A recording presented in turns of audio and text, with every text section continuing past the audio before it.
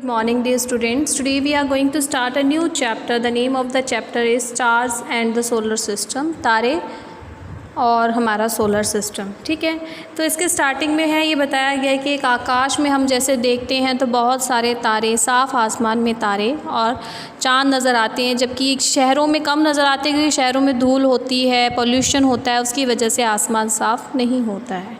ठीक है, तो इसमें पहले बात आ जाती है. अब जो इसके पार्ट्स हैं हमारे स्काई के, तो पहला पार्ट आ जाता है हमारा मून.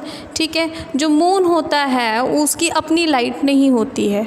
मून जो है, चाँद जो है, रोशनी सूर्य से लेता है और फिर वो चमकता है.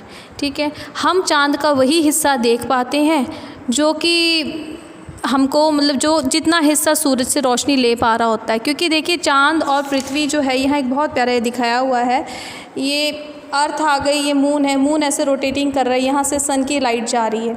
जब सन की लाइट मून के जितने एरिया पे पड़ रही है उतना एरिया हमको दिखता है, और जितने पे शेडो पड़ रही है अर्थ की उतना एरिया हमको नहीं दिखता है. ठीक है, इसलिए इस वजह से मून के कई फेस बनते हैं, तो उसको हम बोलते हैं फेसेस ऑफ मून. उसको हम बोल देते हैं फेसेस ऑफ मून. ठीक है, अब जो है चाँद तारे जो हैं, इनकी जो सिचुएशंस होती हैं उनको देख करके पहले के समय में लोग क्या करते थे, दिन रात के बारे में पता लगा लेते थे. एशियंट टाइम के लोग सर्दियाँ, गर्मियाँ, कौन सा साल है, कब कौन सी फसल बीजनी है, ये सब कुछ इन तारों की और सूरज चाँद की पोजीशंस के अकॉर्डिंग पता लगा लेते थे. ठीक है, तो ये सब जो हैं एक तरह से कुछ गणनाएं करने में भी हमारी मदद करते हैं. अब अगर हम बात करें मून के बारे में, हमने पढ़ लिया मून का जो सरफेस होता है. अब आप सोचेंगे वो कैसा होता है, तो मून का सरफेस उबड़ खाबड़ है. पहले सोचा जाता है पता नहीं कैसा होता है, लेकिन जब हमारे एस्ट्रोनॉट्स मून के ऊपर उतरे तो उन्होंने देखा कि वहाँ कई तरह के क्रैकर्स हैं, बड़े बड़े माउंटेन्स हैं, बड़ा चेंजेस हैं. ये मून की सतह दिखाई हुई है. ये एक एस्ट्रोनॉट है जो मून की सतह पे खड़ा हुआ है. ठीक है, ये नील आर्मस्ट्रॉन्ग है, वो दिखाए हुए हैं. आगे आ जाता है हमारा सेकंड पार्ट है स्टार्स, तारे. तारे जो होते हैं इनकी अपनी रोशनी होती है, ये अपनी रोशनी से चमकते हैं, ये किसी से कोई रोशनी नहीं लेते हैं. ठीक है, और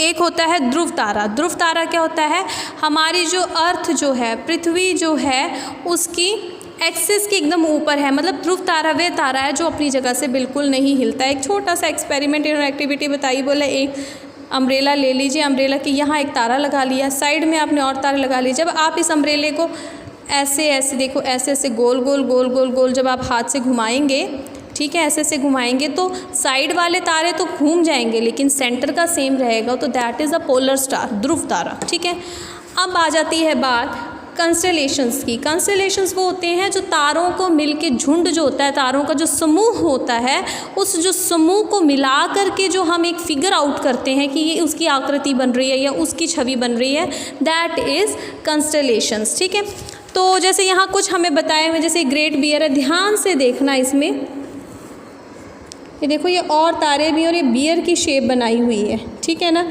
बीच में जो ये बना है सप्तऋषि की तरह से है. ये सप्तऋषि 1 2 3 4 5 6 7 सप्तऋषि. सप्तऋषि इसको इसका नाम दिया, ये जो पुराने टाइम के जो हमारे कुछ ऋषि थे उनके नाम पे इसको सप्तऋषि दिया गया हुआ है नाम. ये सप्तऋषि है, ये ओरियन बना हुआ है. ठीक है ना, तो ये अलग अलग जो है हमारे स्टार्स की पोजीशंस के अकॉर्डिंग हम कोई ना कोई मतलब वो बना लेते हैं, शेप बना लेते हैं. लियो मेजर बनाया हुआ है ये. तो इस तरीके से जो है डिफरेंट शेप्स बनती हैं हमारी. ठीक है, अब जो है, अब हमने आज जो है इसका पहला क्वेश्चन करना है, पहला, दूसरा और तीसरा. ठीक है, पहला क्वेश्चन है choose the correct options, correct answers निकालने हैं. विच of the following is not a member of solar system. इनमें से सोलर सिस्टम का कौन सदस्य नहीं है.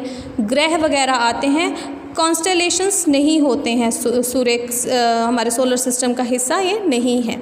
ठीक है, आगे है हमारा which of the following is not a planet of the sun. सूरज का जो प्लैनेट नहीं है वो है सीरियस. ठीक है, आगे है phases of moon. Phases of moon कैसे बनते हैं, जब जो है हमारा जो when we can see only that part of moon which reflects light towards us. जो हमारी तरफ रोशनी को रिफ्लेक्ट कर रहा है, सिर्फ हमें को वही सूरज चाँद का हिस्सा दिखता है, दैट इज़ फेसेस ऑफ सन. ठीक है। So today will do only these 3 question, question 1, question 2 and question 3. Tomorrow we'll move to next questions and the remaining part of the lesson. Till that, take care, stay healthy, stay safe. Goodbye.